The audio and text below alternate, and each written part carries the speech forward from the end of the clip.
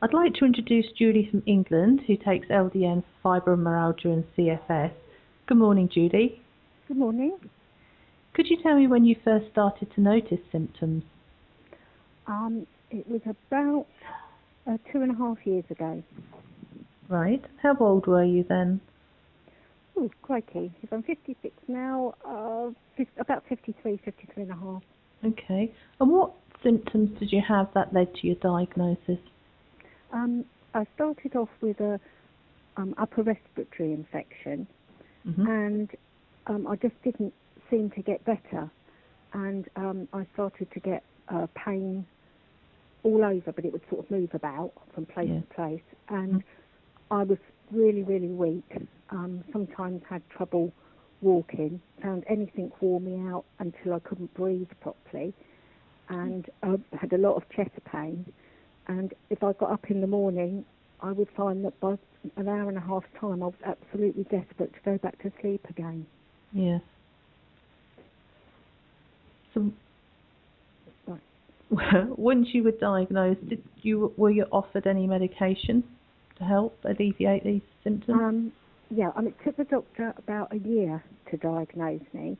Right. And when he did, I had all sorts of tests, and I was sent to a specialist in Romsey in Hampshire, and he gave me all sorts of tests, and they both were at the conclusion that I'd got fibromyalgia and CFS.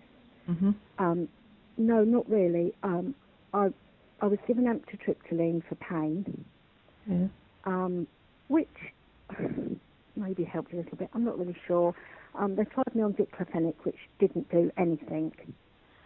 And then I've taken an antidepressant because I got really depressed because my life was, I was really worked hard.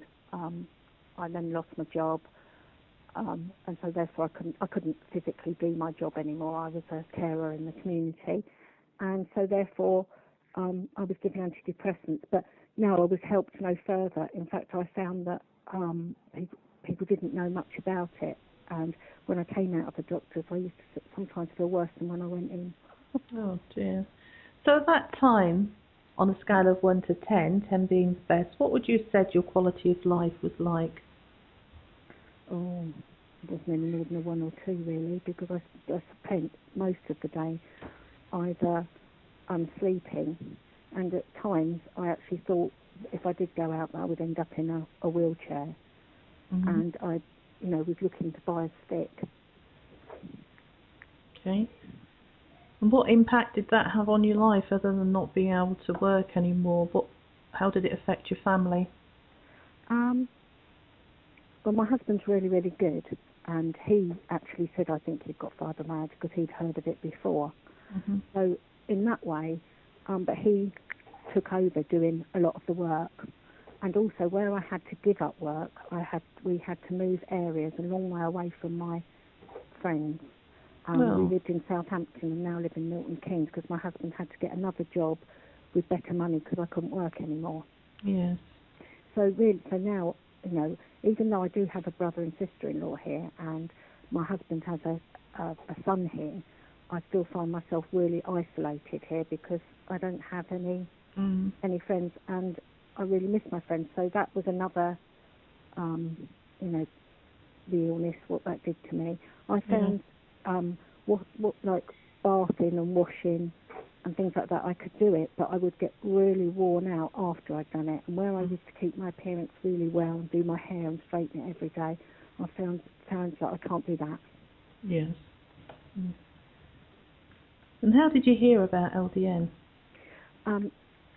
My daughter has a brother-in-law who has MS, and he said to me that a friend of his had gone on it. And first of all, I said, yeah, all right, and everything, but it was private, and I was a bit worried about the cost. And then I had a really bad flare-up and went even worse. I used to find if I did anything, I would go downhill. The doctor had said to me, try to do one job every day so you sort of keep on an even keel. But it's really hard. So in the end I did go. We rang him up, and made an appointment and went to Scotland, which was an absolutely terrible journey, as I was just full of pain and wanted to sleep and weak. And then when we got there, we couldn't find it, and I was like, oh, I'm going to have to get a cab. But when we saw him, he was absolutely brilliant. Where other doctors don't seem to know where the points are, even the specialist I saw in Romsey, he was able to touch all the points. Then he told me to turn around and touch my hips, nearly made me jump through the roof. And he knew it was such a relief that he could tell me what I felt like, and he knew everything. And so I tried the LDN. And are we talking about Dr. Tom Gilhooly here? Yes, we are. Yep, that's okay. So when you started your LDN, do you notice any side effects initially? Yes. You start on one, and then you go up in halves now, because apparently it was too difficult to go up in one. You find that when you go, once you've taken the one, you find more pain to start with. And then, after you've been taking it about a week, it subsides, and you feel a little bit better. Then you take it again, and you get a lot of pain. It's quite difficult to reach the level that you need to reach. But once I'd found the level at about 3.5, I was beginning to feel an awful lot better. But wanting to feel even more better, sorry about that, my dog. Wanting to feel even more better, she put me off, sorry. That's all right. Wanting to feel even more better, I kept trying to take more, and I got up to about 6. And then I had horrendous migraine, felt really bad, and it never subsided. Because what I'd done is flooded myself. Yes. So I went back down to 3.5 and went up to 4, which is where I stayed. Okay.